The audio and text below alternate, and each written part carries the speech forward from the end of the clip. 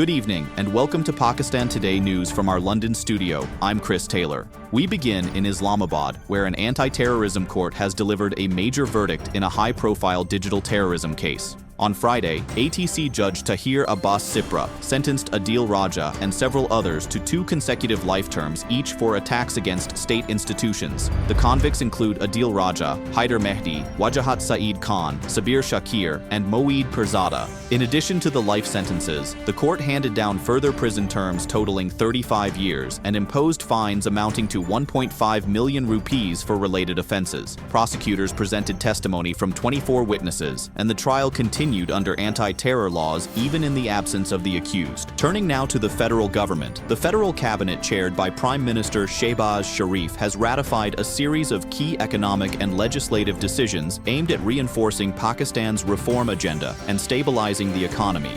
The cabinet approved recommendations from both the Cabinet Committee on Legislative Affairs and the Economic Coordination Committee. Among the measures are relief on electricity distributors' levies for off-grid power plants and amendments to the Islamabad Capital Territory local government law. Prime Minister Sharif highlighted the 75% privatization of Pakistan International Airlines as a major success, pointed to positive GDP growth, and said Pakistan is steadily emerging from economic crisis. He also emphasized expanding regional partnerships, particularly with the UAE and Saudi Arabia, to sustain economic recovery. Staying with PIA, renowned businessman Arif Habib has outlined his vision following the acquisition of a 75% stake in the national carrier. For more on this, we go live to Karachi. Our correspondent Clara Bennett is standing by. Arif Habib told media here that employee retention at PIA will be strictly performance-based as the airline shifts its focus toward profitability. He assured workers that jobs are secure, but stressed that only those who perform will remain with the airline. Habib also clarified that under the acquisition agreement, the airline's name cannot be changed.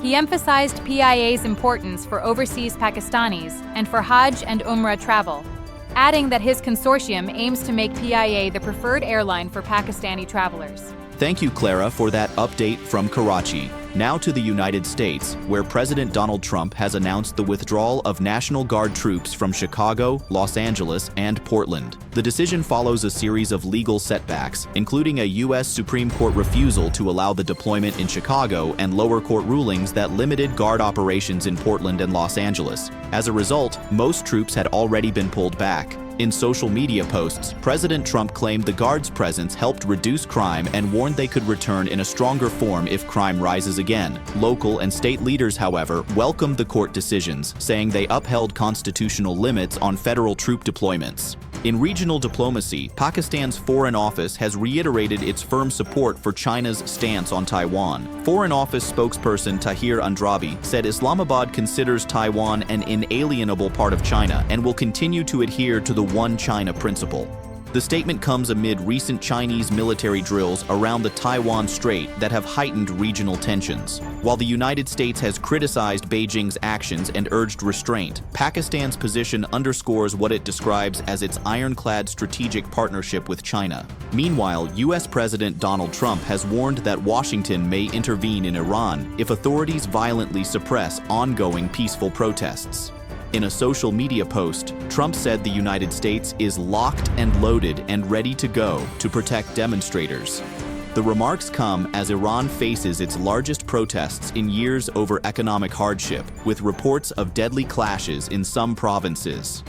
Iranian officials have cautioned against foreign interference, warning it could further destabilize the region. And finally, in sports, Australia's veteran batter Usman Khawaja has announced his retirement from international cricket following the final Ashes test against England. The 39-year-old is set to conclude a 15-year career that could see him play his 88th and final test in Sydney. Khawaja, Australia's first Muslim and Pakistan-born test cricketer, reflected on his journey and the racial stereotyping he faced along the way. With more than 6,200 test runs and 16 centuries, he leaves behind a legacy both on and off the field, including his work supporting underprivileged youth. That's all for now. You're watching Pakistan Today News. I'm Chris Taylor.